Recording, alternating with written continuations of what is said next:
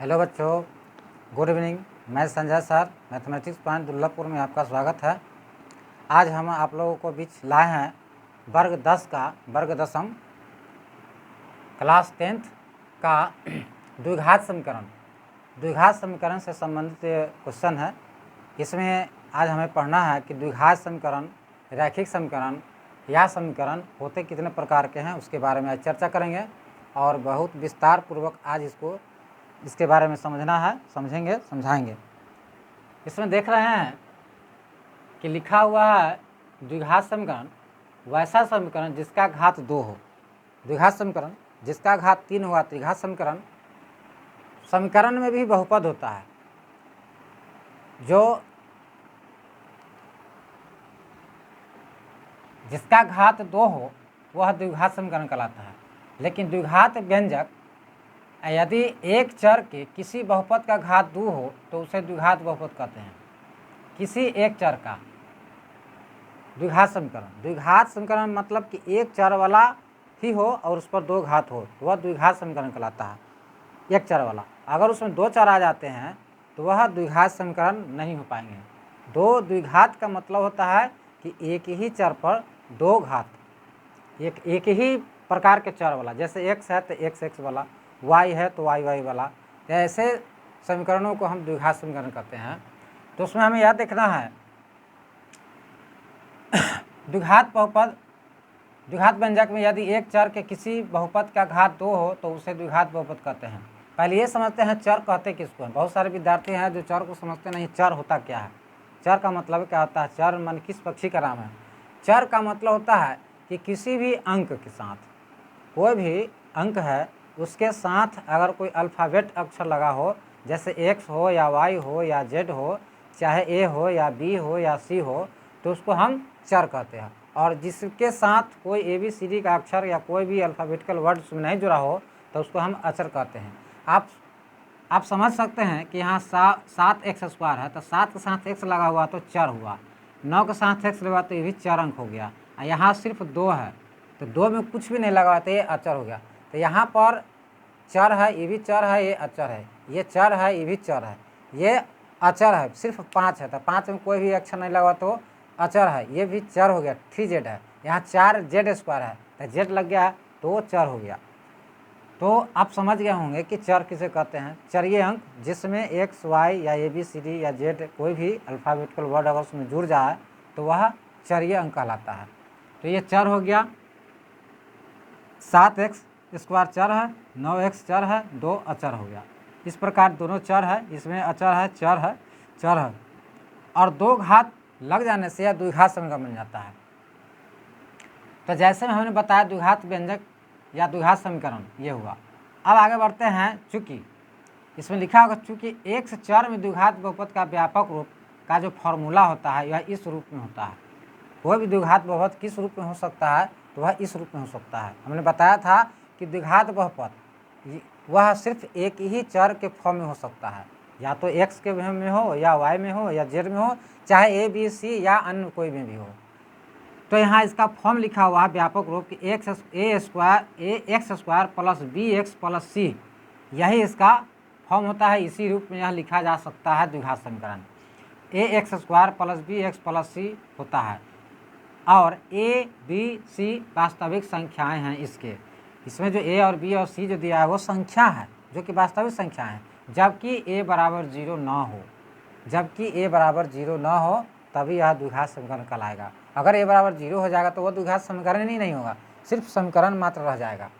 और इसी में आता है जब ax² plus bx plus c होता है तो x² का गुणांक जो भी निकल के आएगा वह a के मान कहलाएगा। जैसे मान लीजिए अगर हम समीकरण यहाँ लिखते हैं 3x² प्लस 5x प्लस 2, ध्यान दीजिएगा थोड़ा सा। इसमें क्या लिखता है x² का गुणांक, x² का गुणांक जैसे कि यहाँ है 3, यहाँ हो गया x², फिर प्लस ये 5 है तो 5x प्लस 2, यहाँ 5 लिख देते हैं, यहाँ 2 लिख देते हैं। आपको यह बताना है कि इसमें x² का गुणांक a का ही मान होता है। तो x² का गुणांक, x² के साथ में क्या लगा हुआ है, लाल वाला जो अक्षर से बताना है एक्स स्क्वायर का गुणांक, तो एक्स स्क्वायर यहाँ है तो इसके साथ क्या लगा हुआ है, तो 3 लगा हुआ है, तो यही आपका ए के मान निकल जाएगा। मान लीजिए एक्स स्क्वायर का गुणांक कह रहा है तो एक्स स्क्वायर मिटा देते हैं तो जो बच गया यही तो हो गया ए के मान, मतलब ए के मान 3 लिखा गया यहाँ। उसके बाद यह कहता है एक्स का गुणांक, सिर्फ एक्स का, एक्स स्क्वायर करें एक्स का, तो यहाँ एक्स है, एक्स का गुणांक अगर एक्स अगर मिटा देते हैं यहाँ से तो इसका क्या बच जाता है, तो 5, यही हो गया आपका बी के मान 5। और अचर पद सी होता है, अचर पद इसमें कौन है, ये लास्ट वाला। हम आपको बता चुके हैं कि जिस अंक में कोई भी संख्या में अगर कोई चरीय अंक न लगा हो, जैसे कि एक्स वाई जेड या ए बी सी, वही अचर होता है। तो यहाँ पर कितना हो गया 2, तो आपका सी का मान हो गया 2। तो आपको ए बी सी का मान निकालने तो अवश्य ही आ गया होगा। एक और देकर देखते हैं आपको आया कि नहीं। जैसे मान लीजिए यहाँ लिखना है x square minus 5x plus 3, तो आपको इसे बताना है एक्स स्क्वायर का गुणांक क्या होगा। एक्स स्क्वायर यहाँ जो लिखा हुआ है एक्स स्क्वायर को हटा देते, मिटा देते, तो यहाँ क्या बच गया, कुछ भी नहीं, लेकिन एक छुपा रहता है। आपको पता है कि किसी भी अंक के साथ एक छुपा होता है, इसलिए इसमें ए का मान 1 का लगा, इसको मिटा के फिर से लिखते हैं 1 का लगा। आप कहता है एक्स का गुणांक, एक्स सिर्फ एक्स का गुणांक, एक्स मिटा दीजिए तो इधर क्या बच रहा है -5, तो बी का मान -5 हो गया। और अचर पद लास्ट में क्या बच रहा है 3, तो 3। तो इस प्रकार से आपको किसी भी द्विघात समीकरण में से ए बी सी का मान निकालने के लिए कहा जाए तो आप इस तरीके से आप निकाल सकते हैं। ये तो समझ में आ गया होगा बिल्कुल। अब आगे बढ़ते हैं,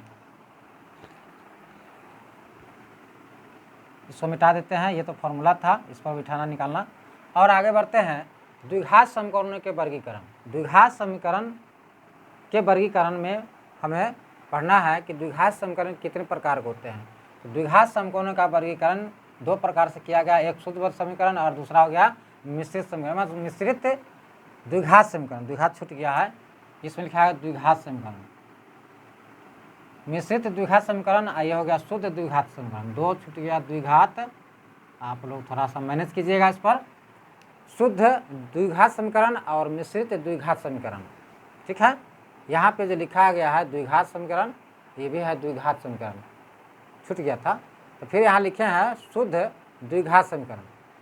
शुद्ध द्विघात समीकरण में क्या पढ़ना है कि जिस द्विघात समीकरण में अज्ञात राशि केवल वर्ग के रूप में रहती हो, केवल वर्ग के रूप में रहती है, अज्ञात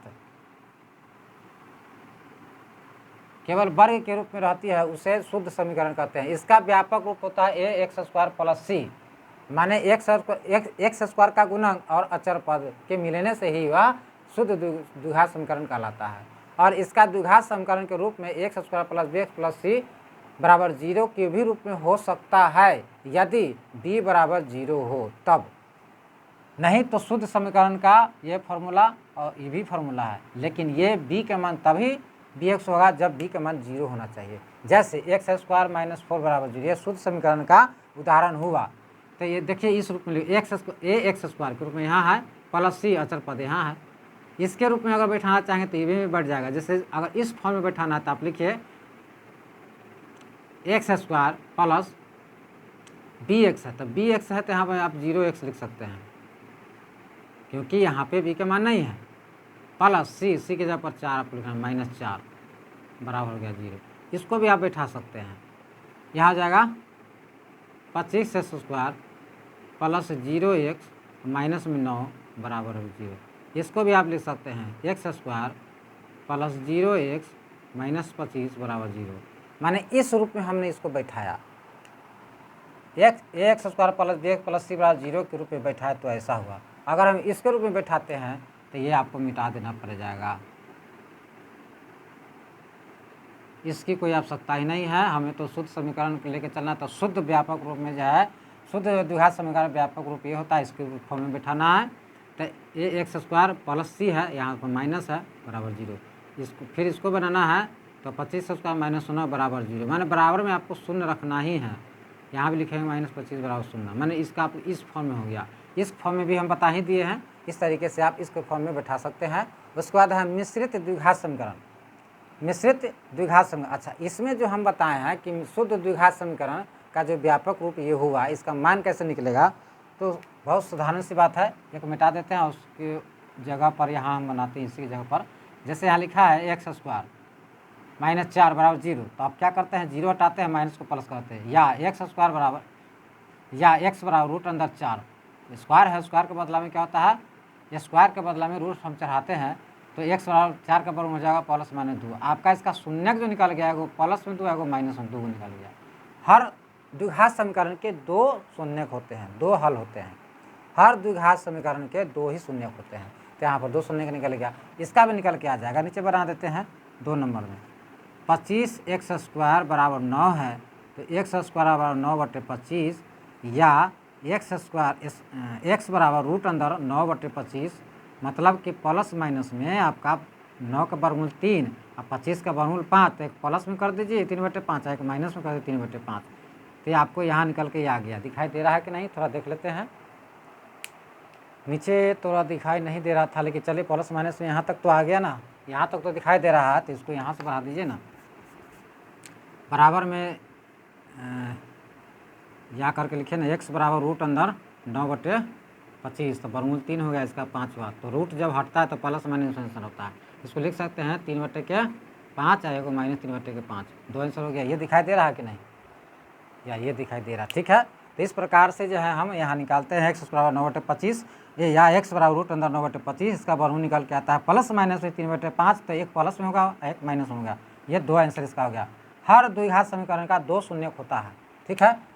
तो यहाँ पर हो गया x square minus 2x minus 8।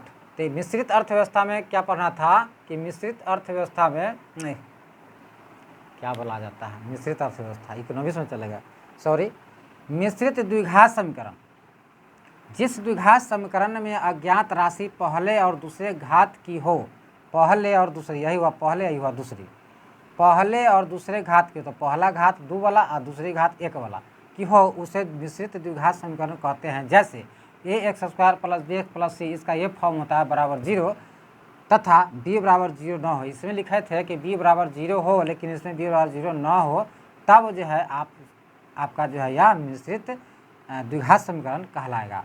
तो जैसे इसको बना के बताते हैं, चाहे मिश्रित द्विघात समीकरण हो या शुद्ध द्विघात समीकरण हो, हल दोनों में 2 ही होते हैं, 2 शून्यक होते हैं। तो यहाँ पर इसका निकाल के देखते हैं एक्स स्क्वायर, तो यहाँ पर इसको तोड़ते हैं तो 4 दूना 8 और 4 में से 2 गया 2, तो यहाँ लिखेंगे -4x + 2 -8 बराबर 0। फिर यहाँ कॉमन लेंगे हम, x कॉमन लेंगे तो x - 4 प्लस 2 × x - 4 बराबर 0। तो x + 2 एक जगह हो जाता है, x - 4 एक जगह हो जाता है बराबर 0। तो इसमें से आपको निकल के आ जाएगा, साइड में बनाते हैं, x - 2 लेते हैं बराबर में 0, तो x पर क्या होता है -2। फिर उसी प्रकार अगर ये लेते हैं x - 4 बराबर 0, तो x बराबर 4 हो जाता है। यानी कि आपका एक यहाँ से आ गया, एक यहाँ से शून्य आ गया, अर्थात x बराबर आपको हो जाता है -2 और 4। इस प्रकार से आप किसी भी द्विघात समीकरण का या द्विघात बहुपद का आप शून्य ज्ञात कर सकते हैं, ठीक है। उम्मीद करते हैं कि आप लोगों को यह समझ में आ गया होगा, और आप लोगों से गुजारिश है कि आप लोग प्रतिदिन हमारा वीडियो देखें। अगर एक भी दिन बीच हो जाएगा, एक भी दिन अगर नागा हो जाएगा, तो आपको इसका जो लिंक है टूट जाएगा, और लिंक टूट जाएगा तो फिर समझ में नहीं आ पाएगा, समझना मुश्किल हो जाएगा। क्योंकि जिस प्रकार हम खाना सब दिन खाते हैं, उस प्रकार जैसे पढ़ना भी सब दिन है ज़रूरी, तभी आप समझ सकते हैं, ठीक है। जैसे मान लीजिए कि किसान आए, कोई भी किसान हो जो खेती गृहस्थी करते हैं, अगर वह खेतों में बीज डालकर चले जाए और कभी भी वापस लौट कर नहीं आए और सिर्फ काटने के दिन आए, तो क्या संभव है कि फसल उग जाएगा? नहीं। उसी प्रकार हम आप लोगों से आग्रह करते हैं कि जो हमारा वीडियो है प्रतिदिन देखें, क्योंकि जो भी वीडियो हम डालते हैं एक सीरियल से, माने क्रमबद्ध तरीके से डालते हैं, एक के बाद एक, एक के बाद एक, इसके बाद कौन सा पढ़ना है हमको है वो डालते हैं, फिर इसके बाद कौन सा पढ़ाई पढ़ेंगे वही हम डालते हैं। क्योंकि बच्चे बहुत सारे हमारे गांव समाज में हैं जो कमज़ोर हैं, जो कि इस मेथड को नहीं समझ पाते हैं कि सीरियली क्या है, मैंने इसके बाद क्या, इसके बाद क्या, उसके बाद कौन सा मेथड पढ़ना है, जिसका नतीजा है कि बच्चे हमारे कमज़ोर हो जाते हैं और मैथमेटिक्स उनका कमज़ोर के कमज़ोर रह जाता है, ठीक है। आशा करते हैं कि आप लोगों को हमारी बात समझ में आई होगी। धन्यवाद।